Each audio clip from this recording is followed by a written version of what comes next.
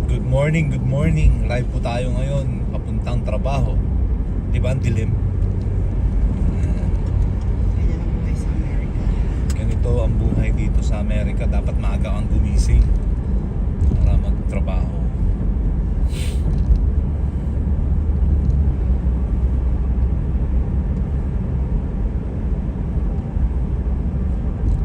Mga mahigit isang oras lalakbayin natin. Parang tatrabaho ka ng Baguio papuntang La Union.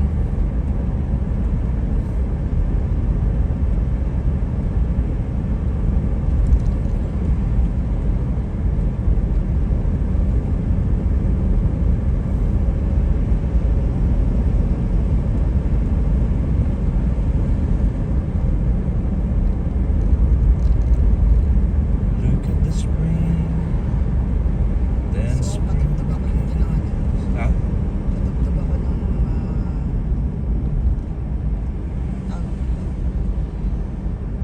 News na lang pakinggan natin. Pakinggan siya. Temperatures outside right now, again, really pleasant. We got 74 downtown DC, 63 in Manassas, 69 in Quantico. All right, it's brought to you by Len the Plumber, trusted same-day service 7 days a week. Coming up is Russia deliberately trying to kill rescue workers in Ukraine. 521. At Granger, we're for the ones who pay attention to every little detail. The ones who fuss, tinker, and sweat the small stuff. Because you know the tiniest thing can make the biggest difference when it comes to keeping business moving. We get it. We're the same way, offering access to product experts to help you quickly and easily find what you need. So whatever your industry, you know you're always getting professional-grade products. Call, click Granger.com, or just stop by. Granger, for the ones who get it done. Wala man nakasignal, hindi mo mag-merge ka na 1877 cars for kids. K-A-R-S cars for kids. 1877 cars for kids. Donate your car today. Donate today at carsforkids.org. Your car, running or not, could be picked up as soon as the next day. No title, no problem. Go to carsforkids.org today. 1877 cars for kids. Donate your car today. Now accepting donations of land, homes, buildings, or any kind of real estate. Do you know a student athlete who deserves recognition? Nominate your favorite high school athlete for their chance to be WTOP's next Player of the Week.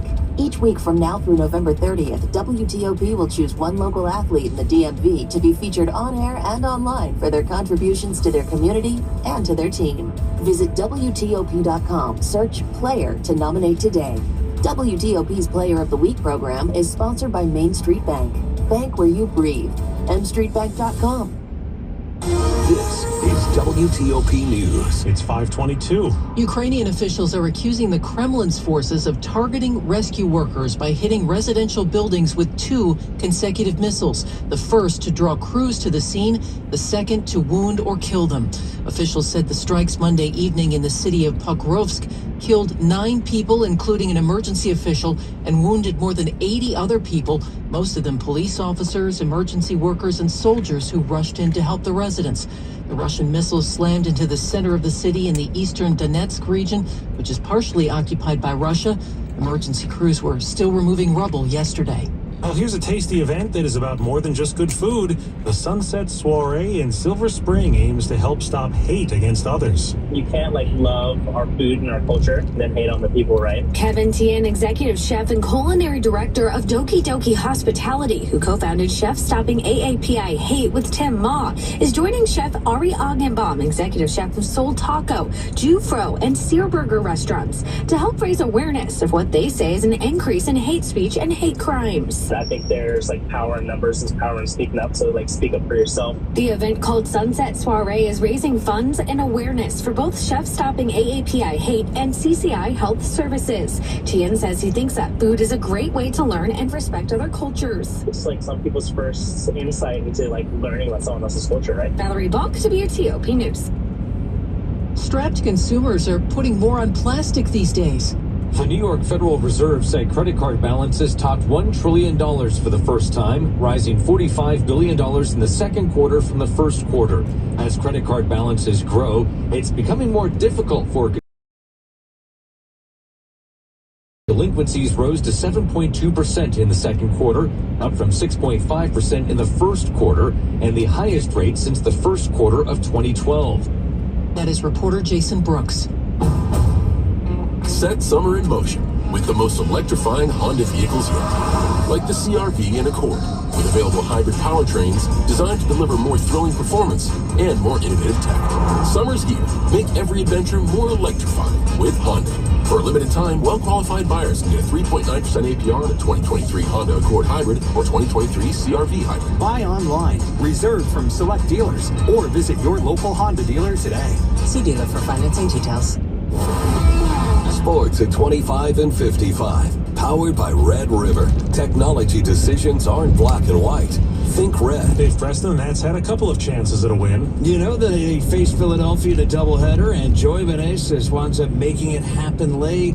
Now the pitch swung on, belted to deep left. Oh, for no more. It is gone. Goodbye. Joey Meneses with his second home run of the night. In as many at-bats. Charlie slows on 1500 AM. The Nats net Philadelphia 5-4 in the nightcap. Joey Meneses homers twice. They dropped the first half of the doubleheader 8-4 as Trevor Williams pops up 6 runs over 4 2/3 innings. The Orioles tumbled to Houston 7-6, allowing 4 runs in the ninth. There were free Kevin Brown chance at Camden Yards. Let the record show the team is 0-1 since it was revealed the announcer was suspended for doing absolutely nothing wrong. We're going to keep track for the and just like Ryan Mountcastle early in the season until the stat becomes irrelevant. NFL Commanders training camp seeing a more aggressive approach than previous years on offense. Head coach Ron Rivera on Eric Bieniemy's style. Eric has an approach, and it's the way he does things, and he's not going to change. And because he believes in it, Jack has his approach. You know, having been a head coach, I think Jack has a tendency to try and figure guys out a little bit more, as opposed to, hey, this is it, this is the way it's going to be, that type of stuff. Where Eric hasn't had that experience yet. One more practice in front of fans this morning. WNBA Mystics fall to Phoenix 91-72. Little League Baseball, the team from Montgomery County, Maryland, is eliminated by Delaware. Washington, D.C. plays Delaware tomorrow after slipping to the team from Pennsylvania. Dave Preston, WTOP Sports. All right, Dave. And coming up after traffic and weather, new details emerging about that 6-year-old Virginia student accused of shooting his teacher in school. 527. Diamonds Direct is making it easier than ever to design your dream ring at your dream payment. Announcing all new aggressive financing options up to 60 months. These new creative plans allow you to pick your payment so you don't have to compromise on that engagement ring. We know that just like that ideal engagement ring, one size doesn't fit all. You want choices, alternatives, options, and as always, we want to empower you every step of the way. Diamonds Direct's multitude of finance options now allow you to spread your payments up to 5 years. Pay nothing down or pay a lot down. You decide. Get a $400 a month payment or a $200 a month payment. It's your choice. So you can get the most beautiful engagement ring and have money left over for other fun things like a tropical honeymoon or decorating the house. And by the way, it's not just for engagement rings. You can use these flexible financing options for wedding bands, designer jewelry, gifts for any occasions. At Diamonds Direct, we're always finding ways to help you make your money go farther. Your love, our passion. Get direction, showroom hours, and more at diamondsdirect.com. 528. Traffic and weather on the 8s. Let's check out the early going with Jack Taylor in the traffic center. All right, in Virginia, we extended a little time on a work zone going 95 headed south. Crews said they needed to be out of there by 5:30. Wonder if they're backing up yet. The work had been southbound, leaving Stafford, headed towards Centerport Parkway. Through the overnight, just the right lane was getting by. North 95, you look so much better near Route 3 in Fredericksburg. That crash got moved over onto the shoulder. It's pretty insignificant right now, but you will slow in Falmouth because of the wreck that is northbound near Stafford, also sitting safely on the right shoulder. Beyond it, little congestion in Woodbridge, then you're fine into Springfield, going north onto 395 out of the way to the 14th, heading either loop of the Beltway, outer loop toward Alexandria, inner loop going into Tyson's without delay. Either way, good news in Leesburg. Dry Mill Road had been closed out near Coldfield Way. That earlier crash is cleared. Your travel lanes are available. Decent trip downtown. You're looking good on the freeway. 3rd Street Tunnel, New York Avenue, DC 295, I-295. You're off to a good start. I think our mobile sweeping crew may be done in Maryland. They were coming out of Hyattstown, running south on 270. Really not any kind of a delay right now from Frederick all the way to the lane divide. Looking good between the beltways, both 95 and the BW Parkway. 495, you are fine in the beltway, in or out. available and without delay. Jack Taylor, WTOP Traffic. That is 7 News First. And clear conditions as you're heading out the door this morning. Temperatures outside are into the upper 60s to 70 degrees, and by the afternoon we're going to see lots of sunshine. Temperatures will warm into the upper 80s, and it'll be noticeably less windy out there too, especially compared to yesterday. Overnight we're going to see mostly cloudy skies as an approaching system from the west will make for a bit of a rainy day tomorrow. Not expecting anything severe, but some scattered showers. Maybe a few rumbles of thunder possible throughout the day. Highs will be around 80. We'll notice a slight dip in the humidity behind this system heading into Friday, which is absolutely perfect conditions for the first day of the Montgomery County Fair. Highs will be in the mid-80s and will last through Saturday. I'm 7 News meteorologist Mark Pena and the First Alert Weather Center. 64 degrees in Germantown, 63 in Annandale this morning, 69 in Friendship Heights. This is WTOP News. Everything you need, every time you listen. The WTOP producer's desk is wired by IBEW Local 26. Where electrical contractors come to grow. Good morning to you. I'm Michelle Bash. And I'm John Aaron. Teddy Gelman is our producer. The top story we're following for you this morning, we have new information about the shooting of a teacher by a young child in Virginia. Police now say the elementary school student bragged about having carried out the attack. I shot that expletive dead. I got my mom's gun last night. That's what the 6-year-old in Newport News reportedly said after shooting and seriously injuring his first-grade teacher in January. Newly unsealed search warrants from the case are providing new details showing that the 6-year-old was standing by his desk when he pulled the gun from his jacket pocket and pointed it at his teacher, Abby Zwerner. Zwerner asked, "What are you doing with that?" The child paused and then fired, hitting Zwerner in her left hand and upper torso. She's now suing the Newport News public school system for $40 million. Nick Einelli, WTOP News. We're learning more about a crash that killed a teenager and critically injured 3 others. Witnesses say it was the result of another car racing. 17-year-old Rebecca Zarco was killed in the crash in Burke last month as she, her brother, and 2 friends headed home from a prayer service. One witness told police the Cadillac that slammed into Zarco's car on Burke Center Parkway was going too fast and was apparently racing another car. The Cadillac's driver, 42-year-old Jose Angel Zelaya, is charged with involuntary manslaughter. Police say he was going nearly twice the 40-mile-an-hour speed limit. Former President Trump is keeping up his attacks on special counsel Jack Smith and vowing to continue talking about his criminal cases, even as prosecutors seek an order for him to stop. The judge overseeing the former president's D.C.-based election conspiracy case has scheduled a hearing over the order for Friday morning. At a campaign event yesterday in New Hampshire, the former president also said he's expecting state election interference charges to come soon as well. I challenged the election in Georgia, which I have every right to do, which I was right about, frankly. And they want to indict me because I challenged the election. The county district attorney involved in the Georgia case has signaled that any indictments in the case would likely come this month. House Speaker Kevin McCarthy is not backing away from the possibility of launching an impeachment inquiry against President Biden.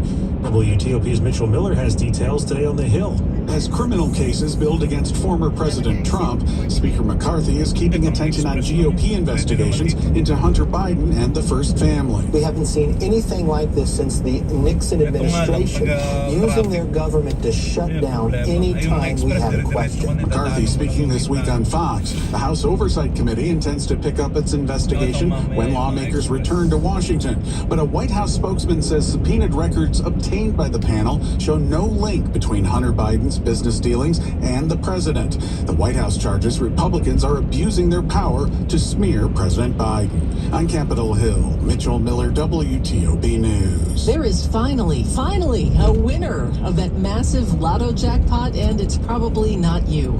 A very lucky Mega Millions player in Florida has matched all 5 numbers plus the gold mega ball.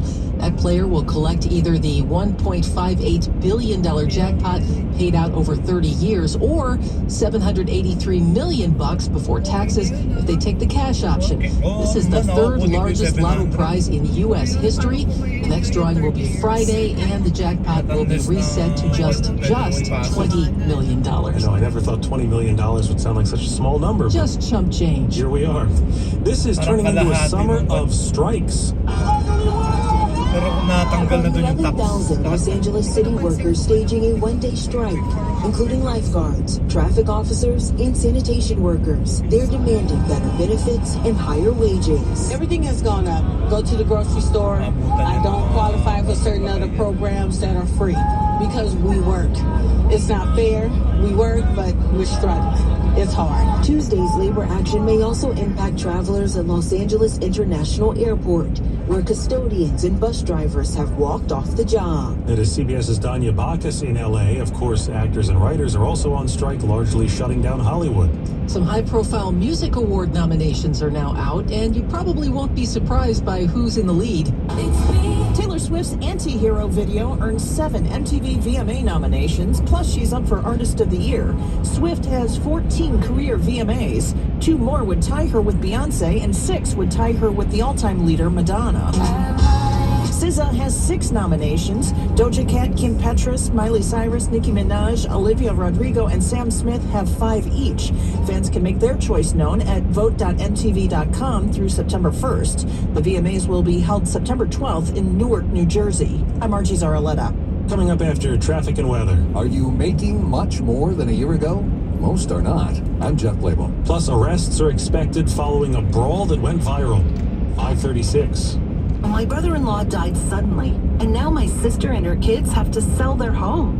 That's why I told my husband we could not put off getting life insurance any longer. An agent offered us a 10-year, $500,000 policy for nearly $50 a month. Then we called SelectQuote. SelectQuote found us identical coverage for only $19 a month, a savings of $369 a year.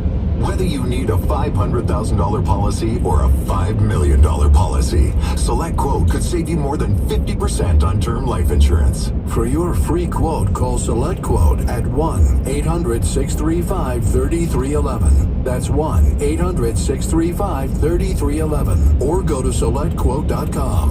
1-800-635-3311. That's 1-800-635-3311. SelectQuote. We shop. You save. Full details on example policies at selectquote.com/commercials. When there's not enough coffee in all of Washington to get you going. You've got John and Michelle. Woo! Mornings on WTOP News. United Bank has a long history of safe, sound, and secure banking practices, providing customers in our region peace of mind for decades. This commitment earned United Bank the title of Most Trustworthy Bank in America by Newsweek this year. With a responsive team, local decision-making, and personal service, United Bank is proud to be the community bank of the nation's capital and the most trustworthy bank in America. To learn more, visit bankwithunited.com. Member FDIC, Equal Housing Lender. Mom, Dad, you should shop Amazon for back to school and save some money. See, I'm currently obsessed with superheroes and need all the superhero stuff. Superhero lunchbox, superhero backpack. But next year, it'll be something else. Maybe dinosaurs? I don't know. I'm not a fortune teller. But I can tell you not to spend a fortune and shop low prices for school on Amazon. Okay, good chat. Amazon. Spend less, smile more. 5:38.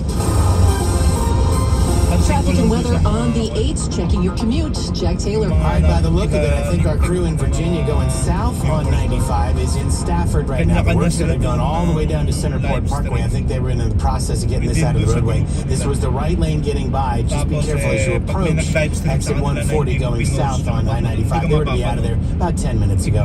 Now, the major slowdown is leaving Falmouth with the pace. Morning rush hour 95 northbound. There was an early morning wreck up near 630 Stafford. That is still over on the right shoulder. Beyond it, you're a little bit crowded now. Dale City going into Woodbridge. Nothing clear the Occoquan, though. You're good. Going north on 95 all the way the rest of the trip into Springfield. Just as nice a ride on 395 to the 14th. No early troubles on the Beltway for now between Alexandria and McLean. Utility crews are working on Little River Turnpike 236 going eastbound. It's in Annandale between Markham Street and Medford Drive. There, the left lane will get you by. All right, downtown, we're quiet. No issues yet on the freeway. There's a little heavy traffic in the district on DC 295 headed in the northbound direction. Be careful as you head up toward Benning Road. That apparently is where we may have a new wreck. In Maryland, we're quiet on the Beltway through Montgomery and Prince George's counties. 270 headed south. There was a street sweeping crew last seen. They were out of Hydestown toward Clarksburg, hoping that they had completely cleared, and this is just a little bit of volume. No worries as of yet between the Beltways. 95 at the Baltimore-Washington Parkway. 50's even looking good between Northeast and the Bay Bridge. No troubles yet coming out of Southern Maryland. Ride the rails for free. VRE is fare free on Fridays through September 1st. Learn more at VRE.org. Jack Taylor, WTOP Traffic. Here's 7 News First Alert meteorologist Mark Pena. Mostly clear and calm as you're heading out the door this morning. Nothing to worry about as far as any kind of rains on the road. Later on today, sunshine comes out, and we're looking at highs in the upper 80s with noticeably less windy conditions, especially compared to yesterday. By the evening commute, we're going to begin to see some increasing clouds as an approaching system from the west will make for a bit of a rainy Thursday. We're going to stay dry heading into the overnight hours, though. Temperatures falling back to near 70. And for Thursday, again, on again, off again, rain showers possible. A few rumbles of thunder as well, but not expecting anything severe. Highs will be around 80 degrees. I'm 7 News meteorologist Mark Pena and the First Alert Weather Center. We're at 69 degrees outside our studios in Friendship Heights, 66 now at Dulles, and 67 at BWI Marshall. 5:40, Money News at 10 and 40 past the hour, brought to you by PenFed. Great rates for everyone. You're seeing more of them on the roads, electric pickups and SUVs from EV startup Rivian. If you want one, don't expect prices to drop. The company now says it sees continued strong demand for its electric vehicles and will not join EV rivals like Tesla and Lucid in cutting prices to stimulate sales. The base Rivian pickup starts at about $75,000 and its SUV starts at about $80,000. Trade publication Automotive News reports EV transaction prices have been falling this year, led by Tesla's sharp price cuts. Those Rivians are nice to look at. They're pretty cool. Have you ever driven one? I have not. I think Mike Paris has gotten behind the wheel of the SUV, and he wasn't as impressed as some of the reviewers are, but a lot of reviewers have been really impressed by both the truck and the SUV. Very cool. Yeah. Okay. Job security is improving, but WTOP business reporter Jeff Claybaugh says household incomes are not. A Fannie Mae consumer survey shows the percentage of people who are concerned about losing their job fell to 20% in July, while those not worried rose to 80%. But only 19% say their income is significantly higher than it was a year ago. 10% say it's significally lower. The share of consumers who think this is a good time to buy a house fell to just 18% last month. That's a 13-year low, but 2/3 think this is a good time to sell. 5:42. Police say arrest warrants have now been issued for 3 people on assault charges in connection with a riverfront brawl in Alabama that's drawn nationwide attention. Video taken by eyewitnesses showed Damian Pickett, co-captain of a large riverboat, asking a group to move their pontoon so the riverboat could dock in its assigned space.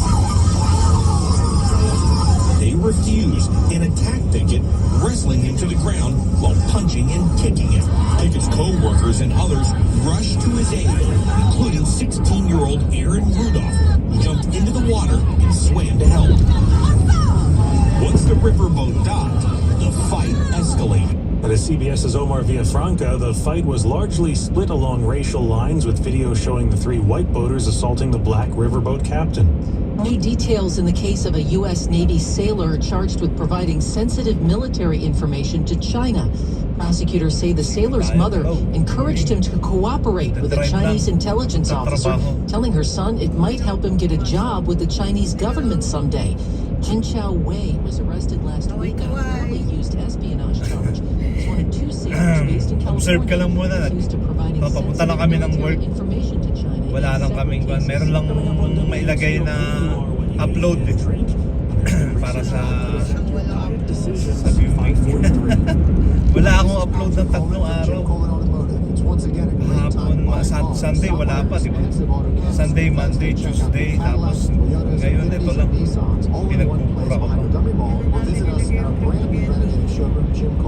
Sunday lang. Sunday ng gabi. Mamayang gabi mag-edit na naman ako. Tatapusin ko na yung hindi pa naman, marami pang dialogue yun. Yung script lang gagawin na. What's wrong with Sinex Children's Saline from Vicks? Sinex instantly clears mucus in everyday Good morning kung sino ka mga kapatid na nakamonitor ngayon.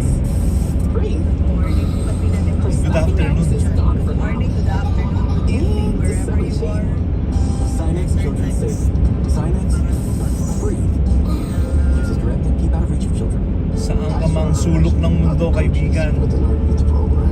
Mabuhay ka. Hindi talaga lalabas dun yung chat. Hindi talaga lumalabas. Si Blessed Man. Ma'am, good morning. Good afternoon na sa inyo. Good morning na sa amin. Salamat sa pagpasok sa live stream ni Riddler. Ito po si Sensitive Bear, ang kanyang co-pilot. Pagtapo ng work. Thank you po sa pagdaan. At sa Akwan, kay Ma'am Sheila ko siya nakik-na-meet. Sheila Maceda. Papasyal ako dun sa weekend. Ma'am, Blessed Madrid.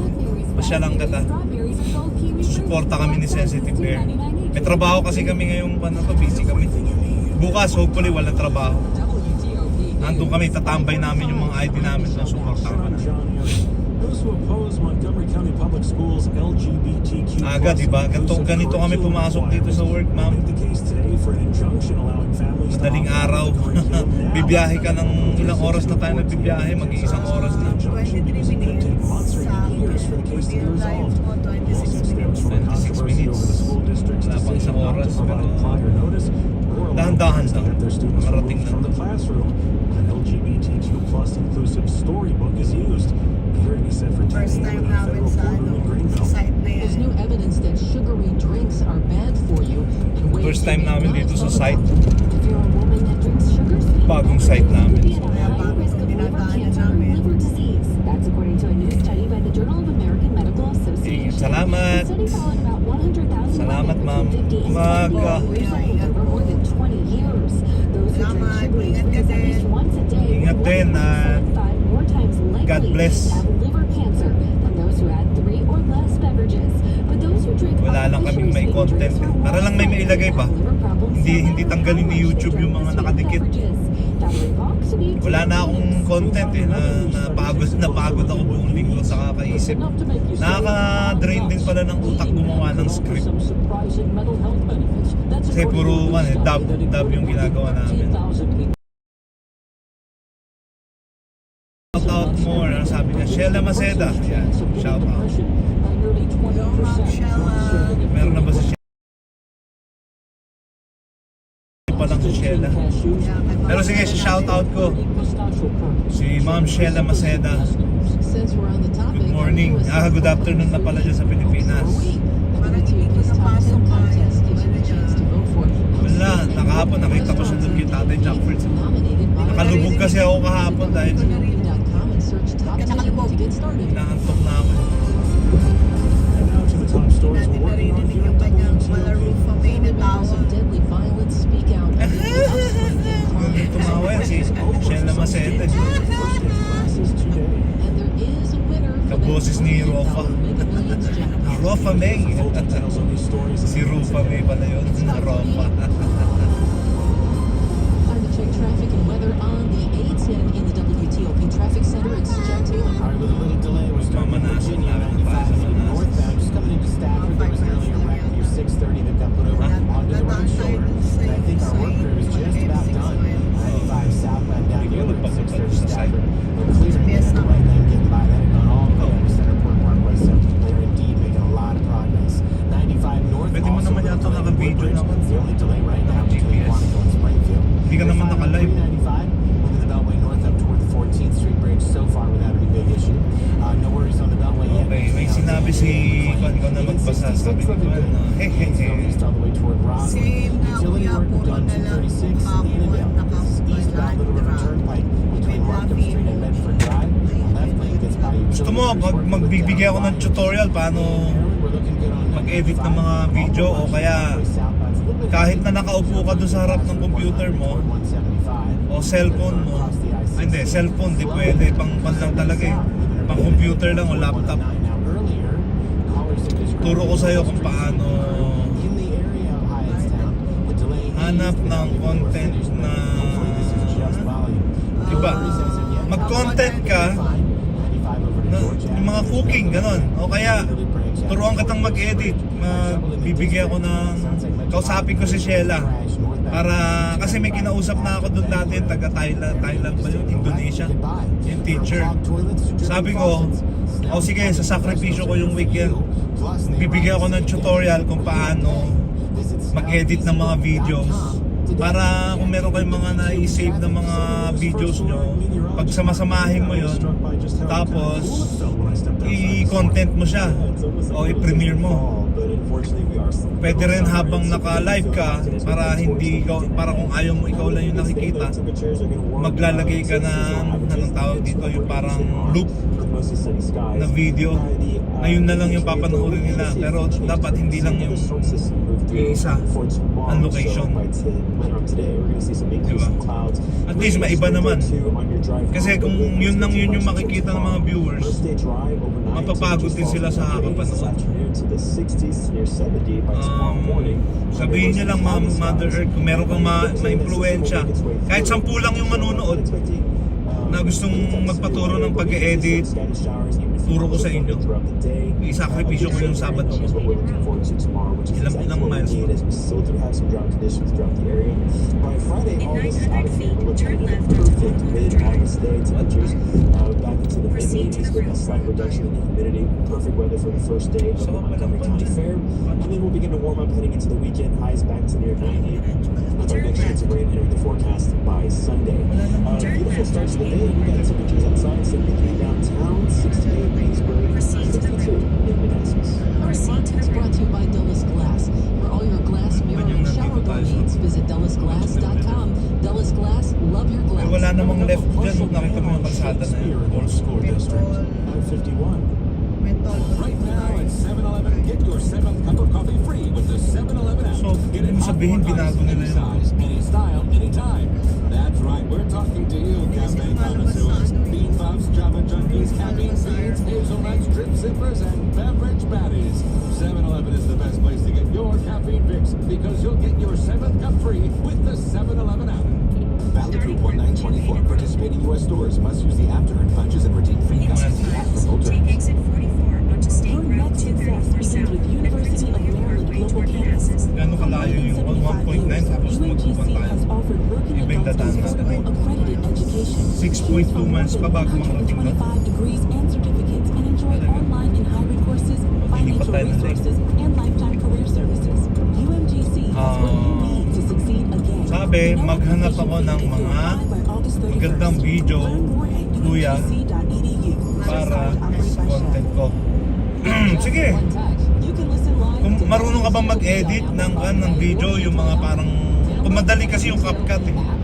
Self-con na lang yun eh.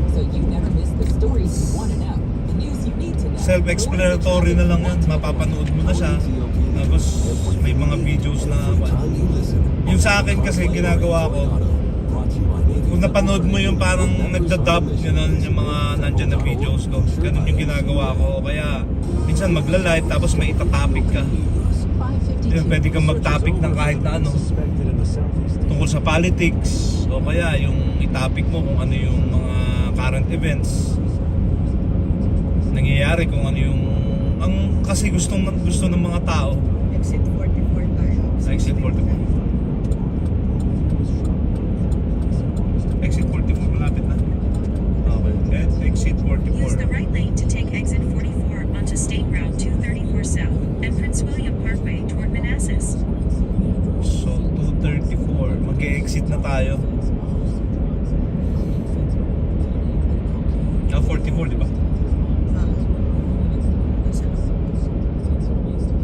Hindi pa dito. Dito na? Take the exit.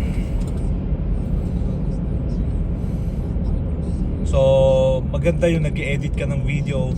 Kasi pag nakapag-edit ka, yung haba ng oras na wala kang, habang nagla-livestream ka kunwari. Sabi niya magandang view. Magandang view? Oo. Naghahanap ako ng mga magandang view, kuya, para sa content ko. Oh. So ano, gusto mong pumunta doon sa lugar na yun tapos i-video mo siya? Maraming magaganda dyan sa Pilipinas ah. Kaya parang ang gawin mo is parang magiging tourist guide ka. Puntahan mo yung mga pasyalan dyan sa lugar mo. Nakita mo sa mga tao. So, parang pinopromote mo na rin yung place nyo. Oo, kung saang lugar ka ng check mo sa kung matuturuan lang sana kita paano yung parang mag-i-edit ka na parang kukuha ka ng isang lugar dyan sa inyo kahit di ka na pumunta, tapos mag-Google Earth ka kasi yung Google Earth may 3D na siya so parang tap yung zoom out na satellite view, tapos i-zoom mo siya, kukunin mo yan unti-unti hanggang sa mapuntahan mo kunwari yung location kung nasaan yun. Parang maganda.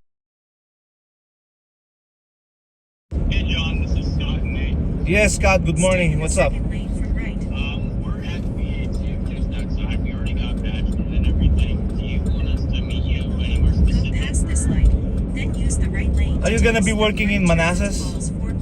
Yeah, we're in Manassas today.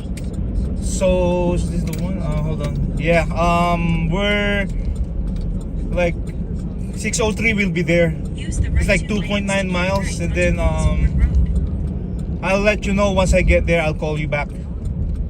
Because right now it's just I don't know if I have been here, but this is my first time because it says it's a construction site. Turn left onto Wellington Road. Yeah, there's 2 finished buildings and then 1 construction site. Yeah. And you gotta go to one of the finished buildings to get badged up. So is that the one with the barricade? When you get inside the guardhouse, there's a barricade in front. Yeah, I mean you gotta go all the way to the left. There's 3 buildings and they're all like side by side. So all the way to the left once you come in through the gate. Yeah. Is gonna be the first one, and then the second one's to the right of that, and then the third one is like right in front of the gate. Okay. I thought Julie's gonna be there. Julie? I don't know. I don't have her number, so. Okay. Yeah. So once I get there, what time is it now? It's 56. I'll be there like in 2.7 miles. Let's say maybe like about 7 to 10 minutes. I'll be there.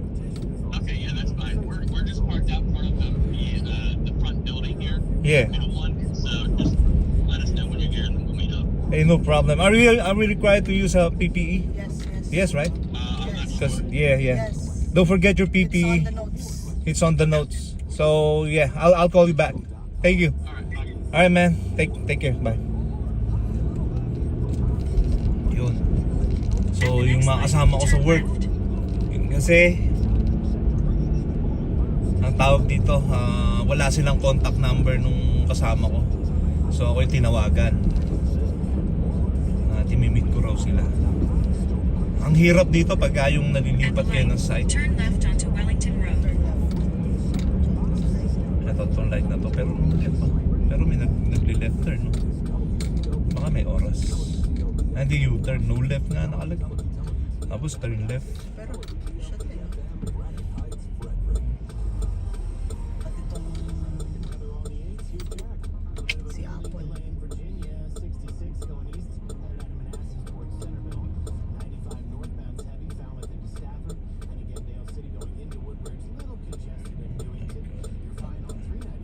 Simuntan ko na lang sana siya.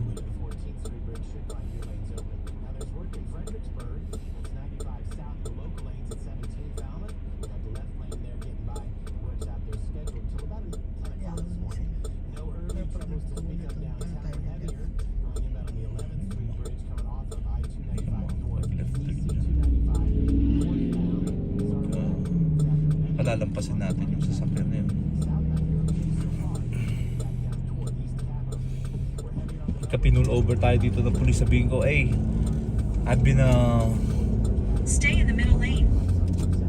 I applied for a police cop. Police cop. Ano yung sabi ni Blessed Madrid? Nako, mahirap mag-English, kuya, ha? Nose-blooding kami dito, nose-blooding. Mga kasama namin dito, puro puti.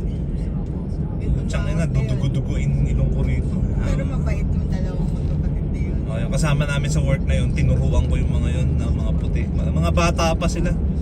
Tapos mababait. Masipag. Oo. Kaya the best yung mga yung nakasama. Kaya tinan mo ako yung tinatawagan nila. Akala nila ako yung magra-run nung site na yun.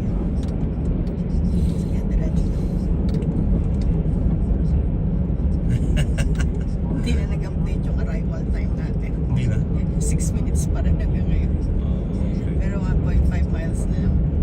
Kasi may mga traffic light. Sayang. Siguro kung naipasa ko yung kwan doon. Ang malamang ngayon, nandito na ako ngayon. Ito ba yung county niya? Oo. Saan nag-apply? Oo.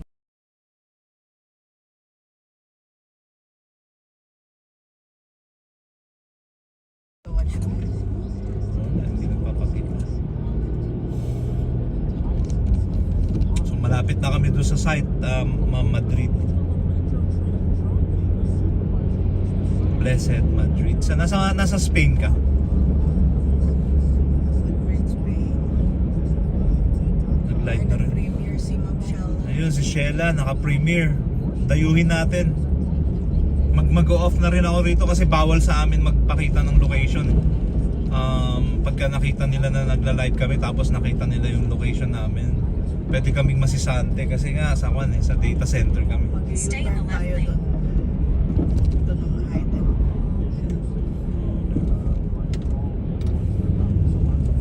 Pwede dito na lang sana.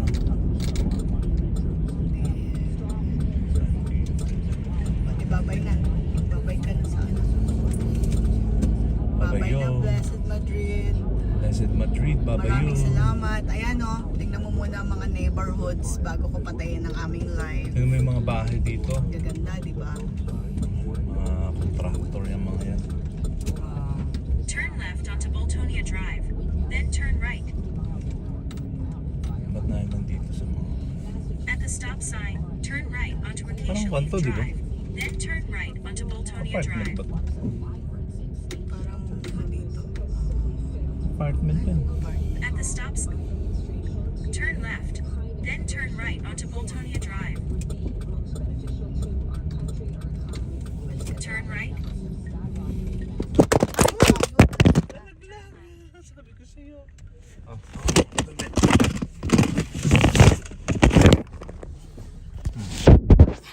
Sorry, nalaglag ka, Madrid. Magbababay na kami kasi malapit na kami dun sa building. Salamat! Then turn right onto Hayden Road. Ayan o, the sun is rising kung nakikita mo. Ayan. Sa lasa, ka-vlog. Sorry kung nalaglag ka. Bye-bye. Bye Madrid. Good ako na lang Ingat-ingat. Off ko na.